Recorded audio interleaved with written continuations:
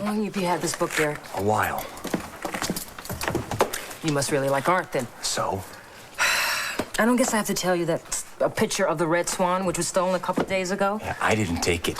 You know, Zach was really impressed on how much you knew about it. No wonder. Look, just because I have a book with a picture of the swan in it doesn't prove anything. Just a coincidence, huh? Yes! Well, it's an awful lot of coincidences whenever you're around, Derek. You were one of the few people who knew the Red Swan was in the law office. You saw Zach put it into the safe. And I didn't see it again. Do you have 20/20 vision, Derek? What? I don't know. I mean, do you squint, or, can you see things pretty clearly? Yeah. How's your memory? What? Do you have a good memory? I guess so, yeah. What's the point? Could you have watched Zach work the combination on the safe and memorized it? Oh, you are crazy. I was upstairs with Stacey. Yes, afterwards, you were upstairs with Stacey. But then you had enough time to come downstairs and take the swan out of the safe and hide it somewhere else. I told you, I didn't take it. Oh, prove to me that I'm wrong, then. You have an interest in art and a record for burglary, and one of the few people I know with a picture of a red swan. You know, you say you want proof, but what you got doesn't prove anything at all. It's too many coincidences, Derek. I think we better finish this conversation down at the station. No, I ain't going nowhere with you. Yes, you are. Derek, you're under arrest.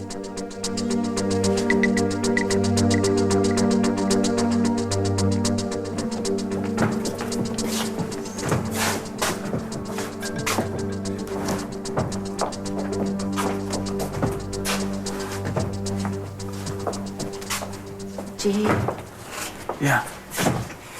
I wanted to thank you For what? for what you said up there on the stand, you know. I just told the truth. Are you all right? Hmm? I'm alive. No word from Marley yet, eh? She made it very clear, Bridget, that I was not going to hear from her again. What are you going to do? Pick up the pieces. That's what I try to do in there. With what you said? You know what Vicky said was right. All the mistakes I made with Marley were my mistakes. I lost her because of what I did. Do you forgive Victoria now? Oh, she's got a lot to answer for. Aye. Why did you help her, Jake?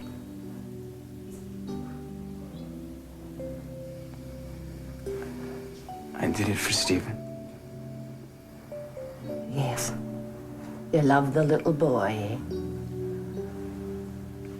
Vicky's a good mother. Stephen shouldn't have to grow up without that.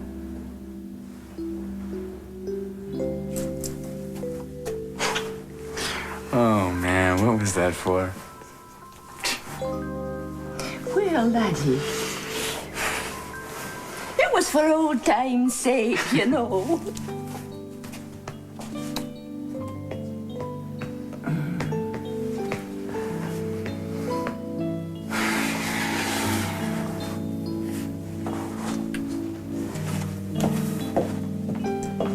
Yes, I spend a great deal of time with Stephen.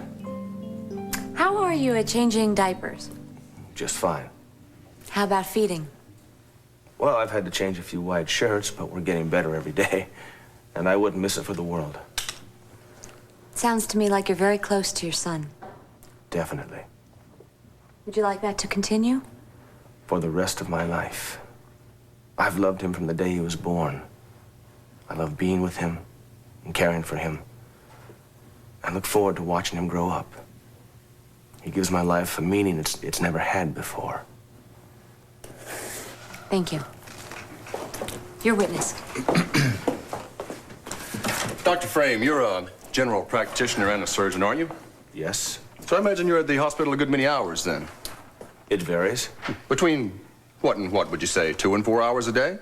14 and 18 hours a day? Some days are long, but Stephen and I are living in my mother's home.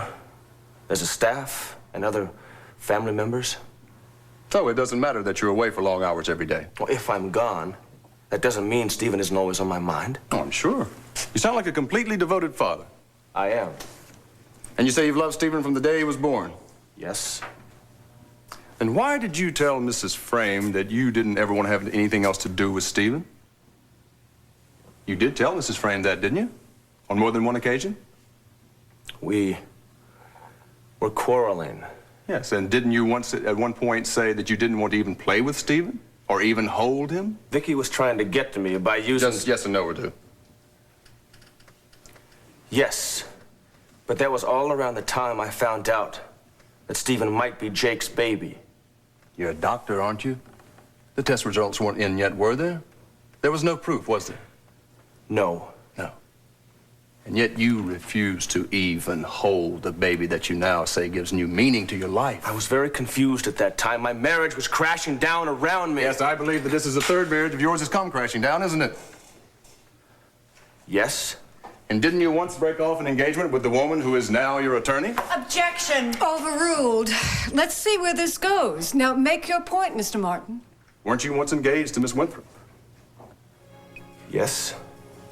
So you've had several relationships with women, yet none of these relationships have lasted more than a couple of years. Isn't that true? Yes. Yet you still claim that you want to be there for Stephen, that you're looking forward to his growing up. Yes. Doctor, it takes longer than 2 years for a child to grow up. Perhaps you would like to reconsider. Objection, Your Honor. Sustained. Now, let's skip the sarcasm, Mr. Martin. I'll withdraw the question. But I do think it's fair to point out that Dr. Frame has a history of, shall we say, faltering commitments. I love that child. I'm sure you do. But love and commitment are not always the same thing. How can you assure this court that you will still care about Stephen 2 years down the road? Or 7, or 15? He's my son. I just will. That's it? That's your assurance? After all those times you said I do and then just walked away from the commitment. Your Honor, he is badgering my client. I'll withdraw the question. I have nothing further. Thank you, Doctor. You may step down, Dr. Frame.